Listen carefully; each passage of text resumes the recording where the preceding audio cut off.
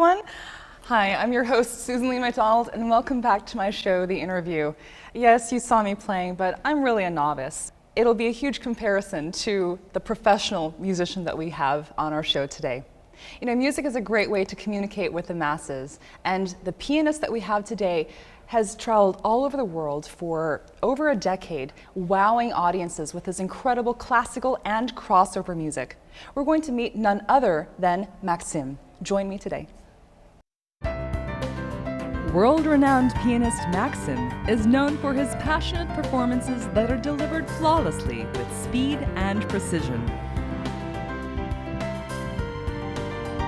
Years later, he won accolades for his powerful performance of The Flight of the Bumblebee and received praise from the critics and public alike, who referred to his hands and fingers as a gift from God. Maksim has come to Korea once again to meet his loyal fans.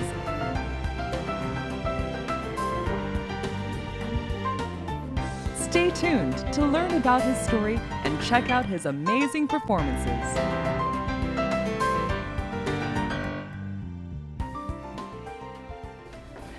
Hello. Hello. Hi, so wonderful to meet you, Maksim. Maksim, nice to meet you. Yeah, I'm Susan.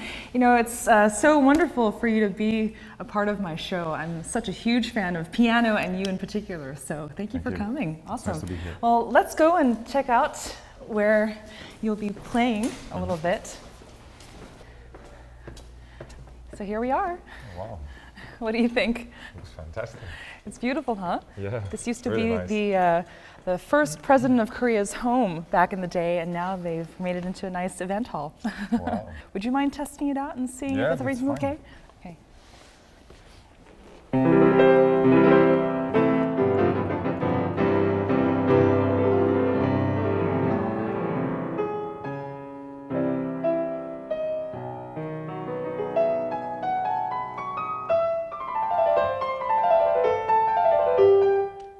Good. Good? Yeah, very Wonderful. So we can send him back home, yes? Okay, great. Did a good job, yeah. Awesome. Well, now that we are almost ready to start the interview, we're going to go upstairs and kind of get ready. So will you join me? Yeah. Okay. How are you feeling? Are you adjusted to the jet lag and whatnot? Not really, not this Yeah. time. I wasn't lucky. I mean, quite a bad jet lag I have. Wow. By the time I just hear, it's going to be time to go back to Europe. I know, I can imagine. Always like that. So here we are, and we're going to get our cameras all set up here. So let's go have a seat. Great. Your seat will be over there on the left. Okay, thanks. And mine is over here. So what I normally like to do you feel comfortable? Yeah, very.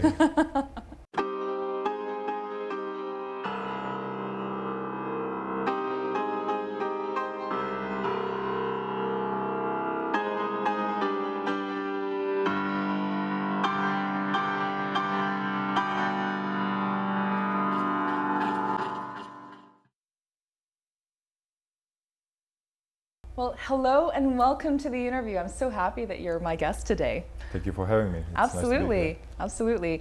Well, you held your first concert in Korea in 2004, and you've been back at least 10 times, is that right? More, I More. would say more. I've been coming maybe at least twice a year in these 10 years. My first time was 2003, so it's a lot of time. Okay, so maybe 20 plus Yeah. times. My goodness. So how does it feel coming back to Korea each time?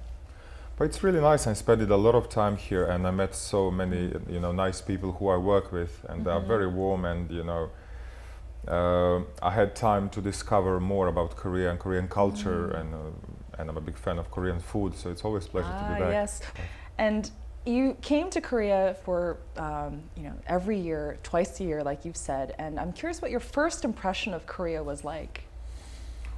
Well, I mean, the fans were really amazing, and that's the other thing which I really like about Korea, because the fans are very loyal, which in some other countries is not the case, because there's a lot of artists, changing, and they, switch from an artist to an artist. I have fans who I know for 10 years. The girls like Sunny, Bomi, Olivia. I know these girls, and they were there 2003, and they stay all the time. So my first encounter with Korea was involved with really nice people and nice fans, so my impression was immediate, really nice. That's fantastic. Well, I'm sure that you have a ton of fans wherever you go. I mean, you've had some incredible success with not only your tours, but your many albums. And I imagine that each time you come here, you've got just a lot of people who want to hear you play. Now, you're on a national tour here in Korea, right? Yes. And I'm curious how it was, because it's kind of the tail end of it, yes? We are coming to an end, yeah. This year I've been here with my band. I perform with the band Crossover Music, mostly pieces from my latest album, The Movies. And I must say it was fantastic, you know. I always say Korean fans are one of the most enthusiastic, and they create such an amazing atmosphere on concerts, you know, especially the one in Seoul, you know, where there was so many people and the reaction was amazing. So it does make a difference to an artist who is on stage, you know, when you have such a good reaction, it just feeds back on me, and then I want to give even more, and then the audience gives more, and this communication between us, it's always amazing here in Korea. I find it fantastic that performers who are just world class like yourself can perform so amazingly for the albums that you create, but once you're on stage, oh my gosh, the live performance is a whole other world of excitement. What do you think about your performances here in Korea that you've done? But as I said, you know, it's very connected to the audience, you know, because if you have enthusiastic audience which gives you so much energy, then it reflects on my performance and my playing, you know, it just wakes me up, you know, even more. So, you know, I think they really enjoyed it here, and vice versa. I really enjoyed my time on stage. That's fantastic. You know, Koreans are really crazy about your music, and I'm curious, what do you think it is? Because there are so many pianists who do come through Korea. However, you, I would arguably say, are one of the top, if not the top, kind of selling and kind of most kind of hot pianists that people want to go see. Why do you think that is? I don't know. I mean, my music, what I do, crossover music, it's a bit different, you know, because it's not pure classical music. Maybe sometimes for younger generation and younger audience, sometimes classical music can be quite difficult and complex to listen, you know. But maybe in the way which I do it, you know, when I fuse it with like a modern style music, then maybe it becomes more approachable for them, you know. And I think maybe that's the way why especially young people, you know, like my kind of music, my crossover. Definitely. There are a lot of different forms of crossover with different kinds of instruments. Would you like to explain a little bit about your type of crossover music? In my case, I like to call it electro-pop, you know, something with electronic beats, you know. But because I like to explore, you know, different genres of music, so, you know, I had albums which were like more turned to crossover or a little bit more turned to classical side, or like a last one we did called The Movies. We just, you know, involved all the most famous pieces from the movies, you know, which is something which I never did before. But because I like to explore, for me, music doesn't have boundaries, you know. I just like to, you know, fuse what I believe it's good. You have quite a repertoire for your tour, and I'd love to learn a little bit more about it. Well, there are a couple of types of concert which I perform when I come, you know, to some countries, you know. Obviously, I'm a classical musician since I was 9, so one of the, you know, forms of the concerts are my classical solo recitals, you know. Sometimes I play classical music with an orchestra. Sometimes I play by myself crossover music, and sometimes, like this time, I play with the band, which looks like a pop concert, my crossover music. So I just enjoy the possibility of, you know, the possibilities which I have, you know, to perform all these different types, because I love them, you know, equally, all of these forms, you know. Well, I know I'm a fan of your crossover music, and I insisted that we have you on the show because I wanted to see you perform live just in front of us.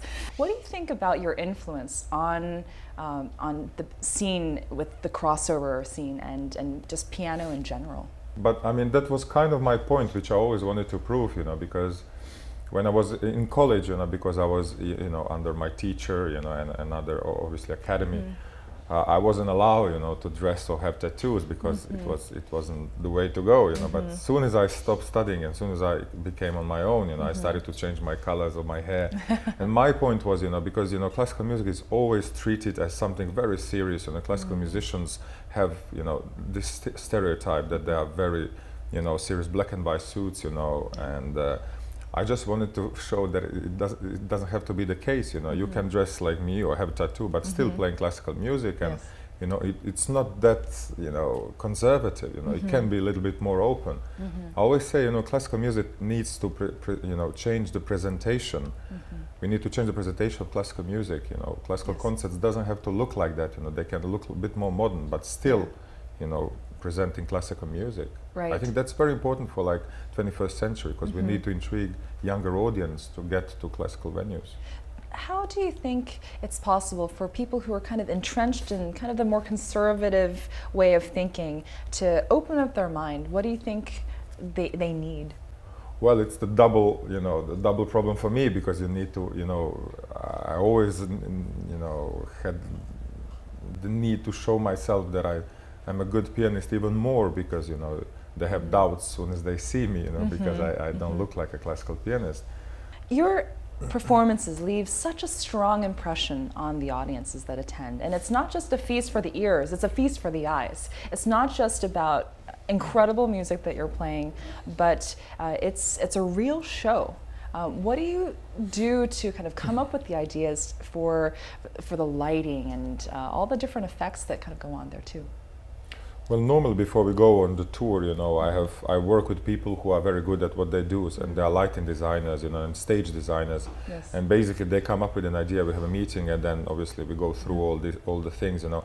This is when I talk about my crossover concerts, you know, especially with the band, because, you know, it needs to look like a pop concert, 'cause there's loads of lights, you know, and that's the kind of music, and it goes well, you know, with the backing track and the music. But when it comes to classical concerts, you know, I don't have, you know, a lot going on stage, because I think it's going to distract my audience. You know, I have ambiental lights or maybe screen, and that's it. But I can't have, you know, moving lights on stage. I don't think it goes well with Liszt or Beethoven, which I play. And you know, I imagine that that you do a lot of interviews and you have a super busy schedule. But how do you find time to just enjoy whatever city you're visiting? And you know, you're visiting here in Korea. You've gone to Daejeon and Daegu, Seoul, Busan. How do you enjoy and go out and see the city? Through this year, last year, I had promoters who were really ambitious to show me the culture and the customs of Korea. So I was fortunate enough, you know, they took me to the Korean War Museum. We've been to Korean Traditional Village, and we traveled around Korea just for me to get to know, you know, the customs and actual people, and to meet more fans, you know. So I had the opportunity, you know, to have free time and get to know Korea much better. That's fantastic. Did you enjoy touring around? I really enjoyed it, yeah, because it's the first time that I actually, you know, have time to do this and to, you know, to interact with Korean people. I can imagine it's not so easy to be able to take off that type of time, especially when you're on a tight schedule with your tour. So that's a real kind of time to It was really refreshing, relax and take some photos, right? Yeah, for a change, you know, not Yes. to work, but just to do some really nice things. And have some good barbecue, right? Yeah, loud. Definitely. At a concert hall in Seongnam, Gyeonggi Province. I caught up with Maxim, who was busy going over every detail to make sure everything goes smoothly as planned at the actual concert. How does the rehearsal of a world-renowned crossover pianist differ from any other pianists? Maxim seemed resolute on stage, as if he were performing for a live audience. Pirates, just the beginning. I just want to check, because I think that maybe the general level of backing track is really loud.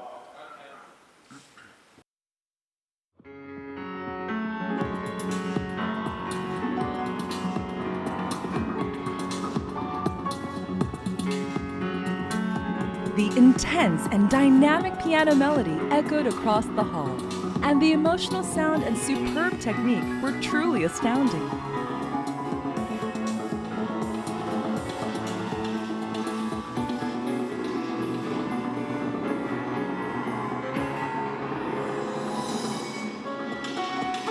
He heated up the atmosphere with a passionate performance, pouring his heart and soul into each note he played.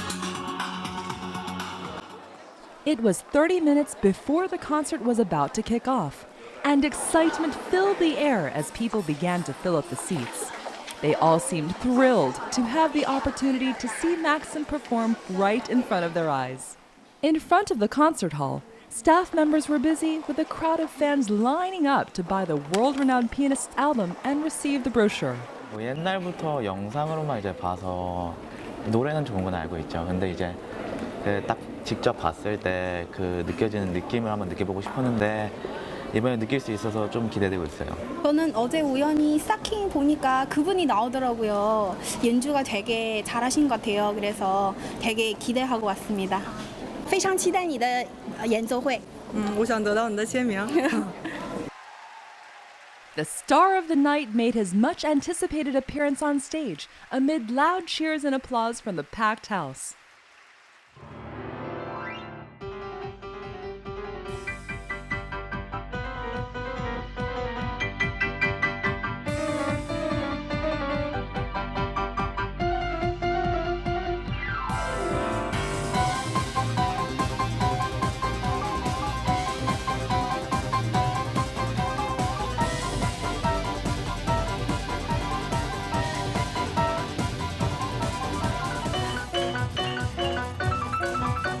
It's the unwavering love and support shown by his loyal fans that make the long, grueling hours of practice worthwhile.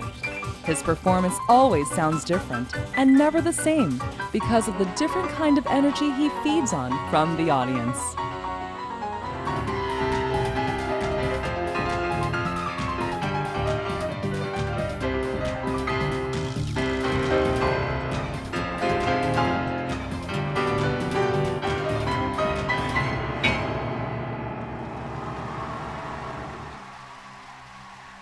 His last performance of the night was met with loud applause, and the concert came to a close.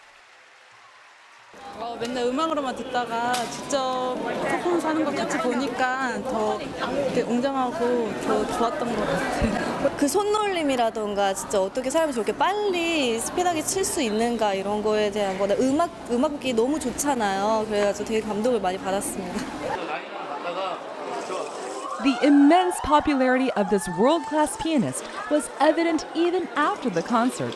With the venue still brimming with fans of all ages, they spent quality time together, becoming one through their common passion for music.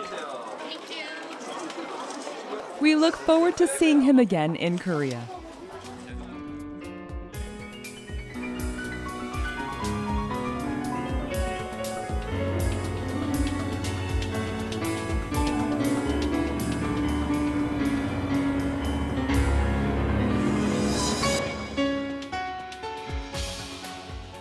I imagine that that you do a lot of interviews and you have a super busy schedule. But how do you find time to just enjoy whatever city you're visiting? And you're visiting here in Korea. You've gone to Daejeon and Daegu, Seoul, Busan.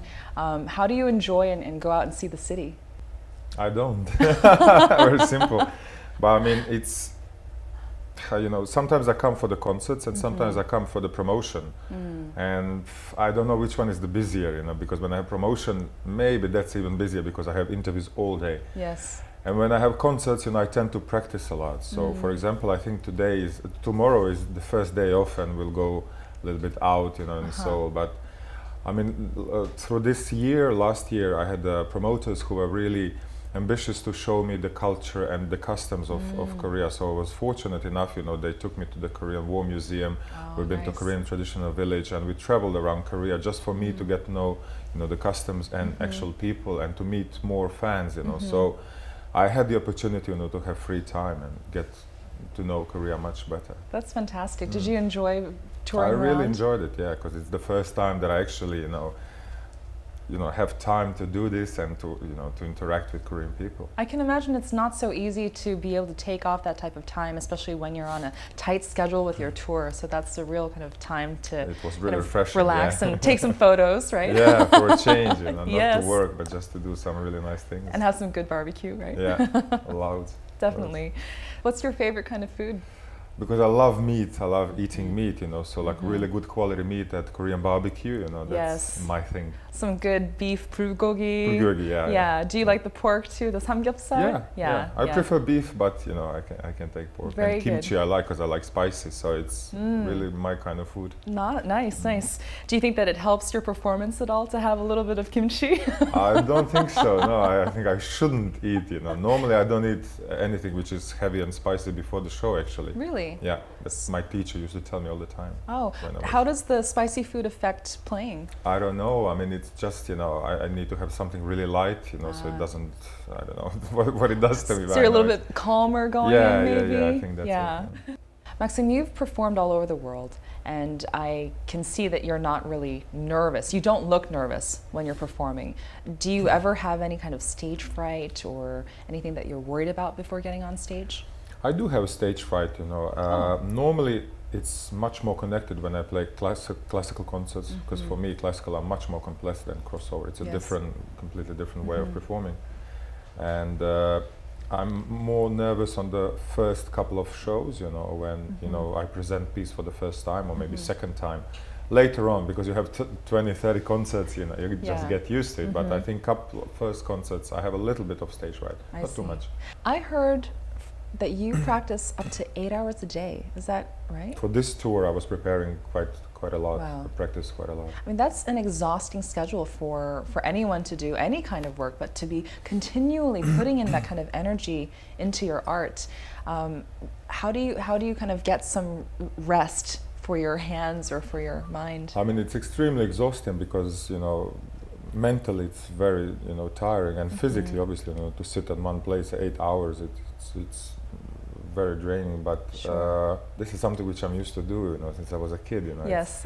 you know, when it comes to classical music, it's all about practicing. So we are very disciplined to be, you know, hard workers if you want to succeed. If you don't Yes. want to be. If you had to say that to get to a stage where someone is a professional pianist, how much of it is raw talent? How much of it is hard work? And if you had to break down a percentage, what would you say? I don't know, maybe 80% work and 20 talent, you know. It's extremely difficult because competition is so harsh, you know, and there's no room for imperfections, you know, so Yes. everything needs to be perfect. On top, it needs to be, you know, with a brilliant talent and really different from everyone else, so it's really difficult. Yeah. I imagine that when you were growing up and going through all these different competitions, it kind of creates a fire in you to even excel and be better than you were even the last time, but also be better than the people that you're competing with. I'd like to now hear a little bit about how you became this world-renowned pianist. And do you remember the first time that you ever played the piano? I remember the first time, yeah, my first encounter with the piano was, I think I was 8.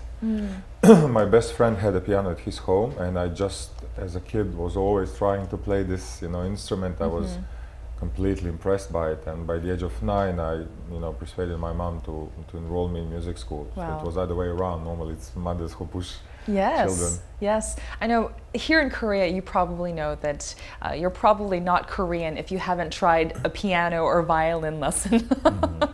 But for you, it was an inner drive from the start, yes? It was in a drive, and for everyone it was really unusual because I come from a small town which, you know, doesn't have like a big, you know, cultural scene or a lot of concerts. None of the members of my family even listen to classical music, right? Let alone play.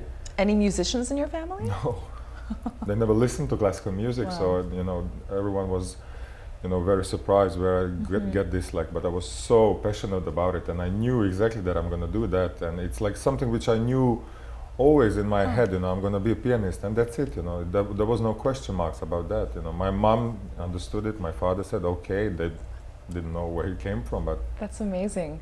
You know, it's amazing because a lot of kids, they grow up with different types of dreams. They want to become an astronaut, they want to become a firefighter, and so on and so forth. But the fact that you knew exactly what you wanted to do at that age shows that you had a real kind of intuitive sense that you were going to be in this path. And Did you, at that age, know that you would be performing worldwide? Did you have a sense? Yeah. I mean, I knew that this is something which I'm gonna do in my life, you know.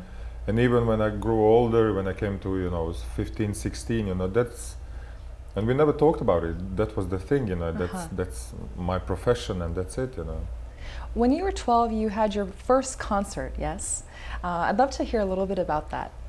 When I was 12, I had my first concert with an orchestra, yeah. Yes, my with first an orchestra. little concert was when I was 9, actually, after the first year in the music school. And yeah, my first experience with an orchestra, it was some French orchestra who came to my hometown, and I was the performer playing Haydn concerto. And I remember I was so small, I could barely touch the pedals, you know, of the piano, but it was a big success and everyone was happy. My parents were so proud, my teacher, and I was too small to understand anything. I bet.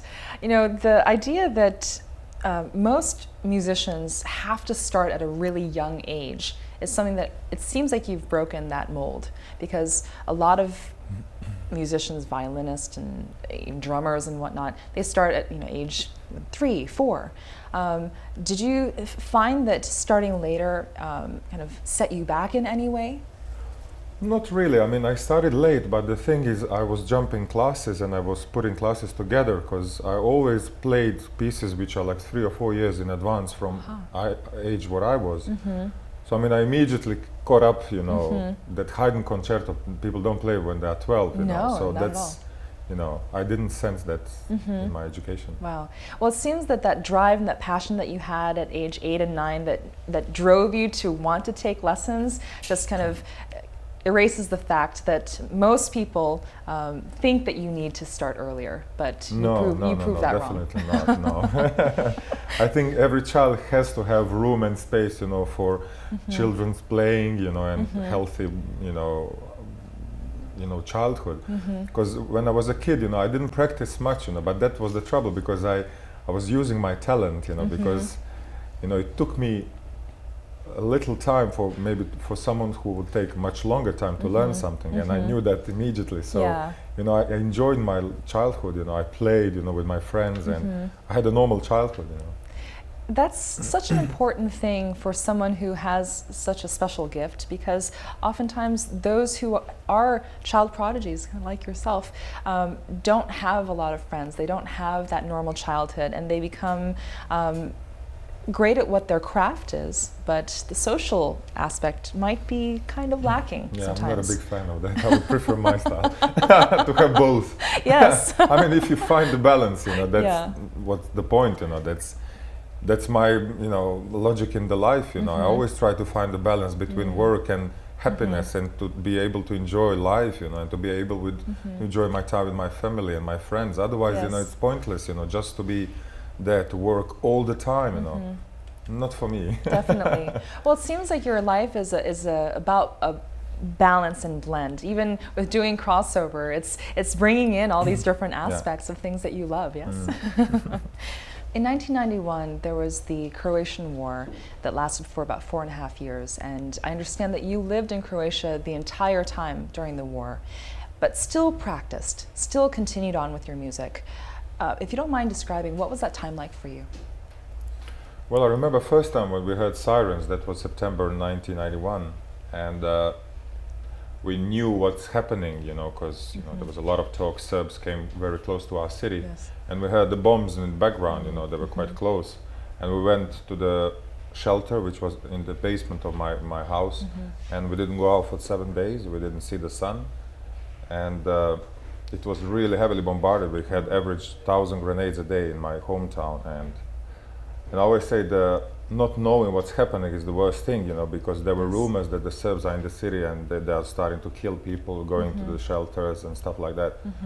So it was really terrible, but the problem was the war was going on all the time, you know, and at one point, you know, as a human being, you have to continue to do something because you can't be unproductive. That just kills you, you know. Yes. And I think every and each of one tried to find something to, you know, to carry away kind of a living. We didn't have school at the time because obviously it was too dangerous to go to the school, and I think no one worked at some periods, and that's where my teacher and we decided, you know, to get together and to practice, because we decided to go on this competition, you know, which was, you know, the first competition which I ever encountered, and that was the driving force. You know, we practiced a lot.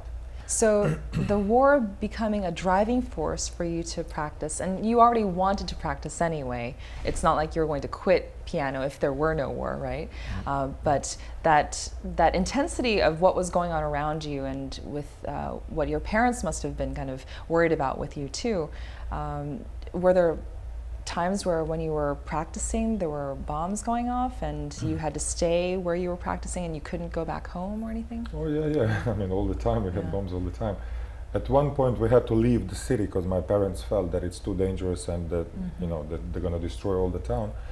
And we went on the island. We have a holiday house on the island, and we stayed there. But there was no school. I didn't have a piano or anything.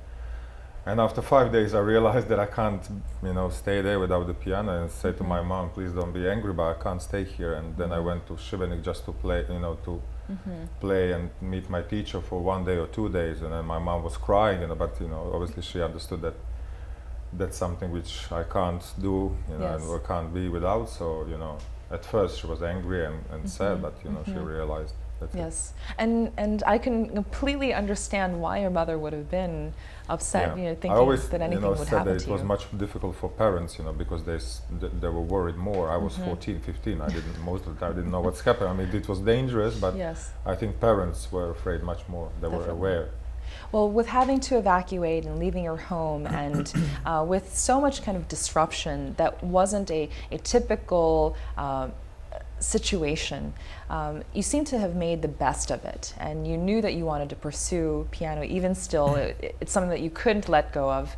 And when you were actually practicing, did it make it that much more special for that practicing time when you could get away to practice? I don't know. I mean, probably it reflects on my, you know, interpretation and my performance, you know, especially at the time, you know, because it was so risky, so dangerous, and so, you know. Well, you came out of it all the better, and they say, you know, what doesn't kill us makes us stronger. That's what I say always. Right? It made me a stronger person, I think, and it made me more determined to be what I want to be in my life, and that's pianist. So with that competition that you were preparing for, do you remember how it was that you prepared, and what was the song that you had ready for that performance? We practiced so much, and I remember music school wasn't open, obviously, because you know, no one wanted to go to school, and me and my teacher, we used to have like lessons in the basement of the music school, I think every day, you know, because that was the only thing, you know, nothing was open and nothing was happening. And we were practicing so hard, and we came to Zagreb, and I was so scared, you know, because I came from a small town, you know, I've never been to competitions. And I only said, you know, to my teacher, I just don't want to be last, you know, because I don't want to, you know, to embarrass my family, la la la. And then I came, I performed, and they stopped the competition, and they announced me a winner immediately. And really? Wow. I was in shock. My teacher was crying, you know, my mom was crying, and all of the Šibenik, you know, they found out immediately that I'm a winner, and it was one of the best memories in my life. Wow. I'm getting goosebumps just even hearing you talk about that. Given how difficult things were in your country at that time, and to win that competition, what did it mean to you and to your family for you to have won that? I think it was not just about the winning, you know, the competition and you know, opening the doors for my career, but I think Zagreb didn't have the war, you know, so when I came there, they all asked, you know, where is it coming from, you know, what's happening, because they know it's hell in Šibenik, you know. Yes. Where did you practice and prepare, you know? So that was the first shock, and then obviously after I performed. But I think that it's just like, you know, it was the winning of the situation and the horrible, you know, environment where I was, you know, and no matter the circumstances, we were so determined, and we did it, you know. That's incredible. I'm so glad for you that that was the results, but the fact that you had to endure, you know, such kind of challenges to get there really shows that you've got a very tough character. Yeah, a really strong one, yeah. You know, having lived through a war, and in modern times, not many people in a kind of first world, you know, or second world country tend to have lived through the terrors of what a war is like, and to have gone through a civil war really puts a different perspective on what is important. You know, Oh yeah, definitely. you know what your priorities are. Yes. And you were saying earlier that you like to keep a balance of your work life and your family and friends. Is there something else that you see that you have a very kind of grounded and balanced perspective on something that maybe other musicians may not? I don't know. I think it comes from the character of the individual. You know, I was always like that. You know, I always try to find the balance, and you know, as I said before, I think that's very important. You know, to feel happiness. You know, to be able to enjoy what you do. And I always, you know, said that I'm really lucky because I'm really successful at what I do, which is rare, especially in classical music. It's really hard path, and you know, to be on top, it's really difficult to get there. So I'm really lucky to be able, you know, to perform art because it's a beautiful job. Definitely.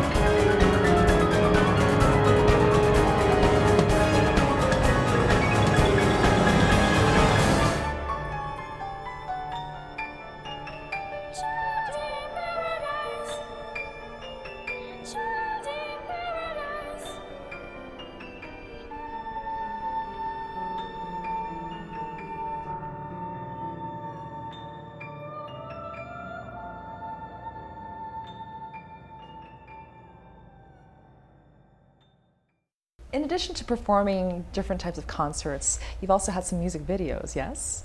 Do you have any favorite music videos that you've done?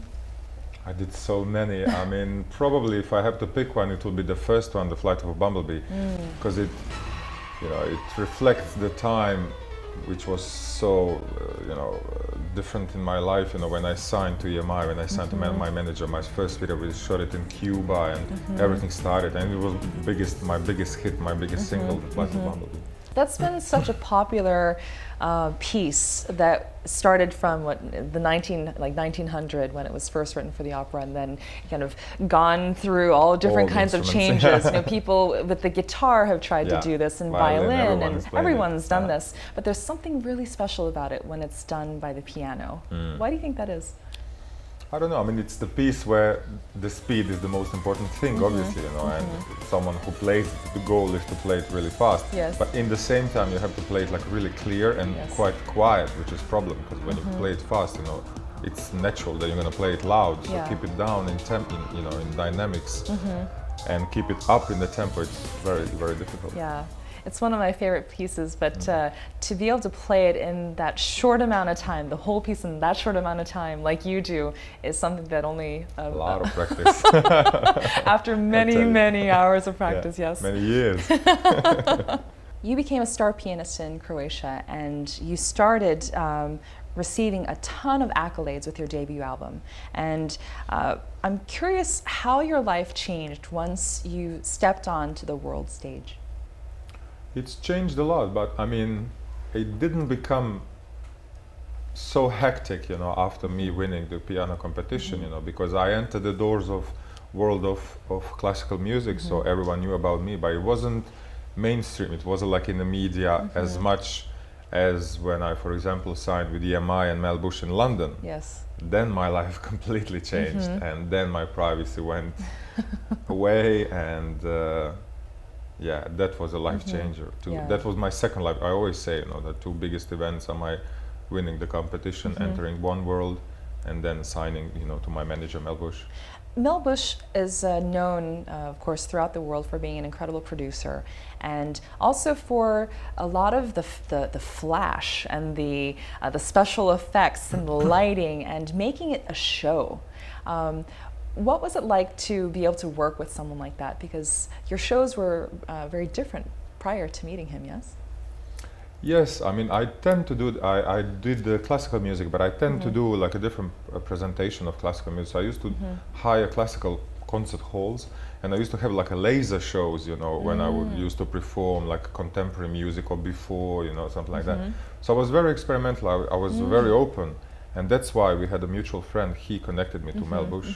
And when I got this call, I knew who Mel Bush was, and I was so nervous, and I was so happy actually, and honored. And I lived in Paris, you know, and they came to meet me in Paris. I studied in Paris. And I remember that first meeting, you know, I performed to Mel, and Mel, after that, you know, he just said one sentence, you know, my search for pianist is finished, you know, and that's it. At the time, he was looking for a pianist. For 5 years. Yeah. And why do you think it was that your performance captivated him when no one else I tend to be very energetic when I perform, I think, and that's something which, you know, people can relate quite easy, you know, because it's visual, so they can see, you know, maybe easier how I, you know, experience music which I perform. And it doesn't hurt that you are, you know, very tall and handsome, and you know, many female fans, and you're incredible at the keys. I mean, your hands move so fast. I mean, it's incredible. And how long is your reach? How many keys? CF 11. That's quite a reach, yes? Yeah. I have a big hand. If you had to describe what your philosophy on music was, how would you describe that? I mean, I don't have specific ultimate goals, you know. It's like, as I said, you know, I consider myself lucky to be doing this and to be able to explore, you know, different kinds of music, different styles of music. So I'm sure that in my future albums I will involve something which I've never did before, and that my directions will go maybe somewhere else, you know, maybe. But yeah, I would probably do a bit more classical in the future. I see. Because my last 2 years were a bit more concentrated on my crossover music. With your talent and being able to just kind of switch back the different styles, you know, classical and crossover, not a lot of people feel comfortable with that. They feel more comfortable just being on one path. But the fact that you can be so flexible and be so good at either one really shows that you are open to new things. Do you think that you might be open to doing something that involves like a Korean element in it in the future, maybe in preparation for a future tour? Possibly. I mean, we did use, like, for example, like on my album Movies, we have a song which was, you know, featured in like I don't know, it's a series of soap opera here who everyone knows, and this was like, and it includes like a lot of like Korean national traditional, you know, instruments. So this was a little thank you for all of my fans and their support here in Korea. So yeah, and I did one in China. So this is what I like to do, to explore, and especially the instruments, because they are very different from the instruments which we have. Definitely, and tuning them is not always the easiest thing to the piano. Yes. Yeah. Maxim, it seems like you are very much a friend and family man, and I understand that one of your tattoos has your daughter's name, Lilu, on it. Yeah, this one. Yeah, it says Lilu. Ah, wow. And she's now how old? She's 8. 8 years old. So what is it like to be away from her for so much of the year? Because you're on tour quite a bit, yes? I am, but we have, it's not a rule, but I mean, I don't like to connect tours together, because for example, now we are away for a month, and I have another tour in China, which is a month, so we always separate it. So, you know, being away from her more than 3 or 4 weeks, it's quite difficult. So even if I come there for 2 or 3 days back to Croatia, that's fine. But as long as I see her, we do a lot of Skype and stuff like that. Oh, that's great. It's wonderful now that we have this kind of technology, right? The video chatting. It's just so different. we've heard your music be described as passionate, intense, energetic, and even sensual. So if you had to describe what your music was like in your words and how you could kind of want to portray your music, how would you describe it? Well, exactly what you said. I mean, it was always something which is more energetic rather than like really slow and romantic. I think it reflects my temper and my character, I think. And even when I was a student, you know, on college, I was always drawn to the pieces which were extremely complex and very passionate and powerful, you know. Like Liszt, Prokofiev, Rachmaninoff, these are my favorite composers. I would always go for something like very powerful. Very grand. And when you play this type of music, what are you trying to bring to the audience? That's something maybe different that you only can bring. I think all of us, you know, reproductive artists, you know, we have our own idea of interpretation and we all see one piece completely different. So I think it's hard to describe, you know, what exactly I tend to bring, you know, but it's always, you know, everyone, you know, has a different approach and a different idea. So, last but not least, I do like to ask most of my guests, what does the piano mean to you? Well, as I said, you know, I'm really lucky and happy, you know, to be able to, you know, to perform and to play, you know, something where I really love, you know, which is music, and you know, to see that a lot of people are appreciating what I do. I think I'm a very lucky person. Great. Maksim, it's been such a pleasure to have you on my show and to be able to have, you know, a private concert as well, along with people in 180 countries watching you. And I imagine that wherever you go, you'll be, you know, widely received with a lot of love, and I wish all the best for you in the future. And I look forward to having you maybe in the future on my show again. Thank you very much. Great, thank you so much.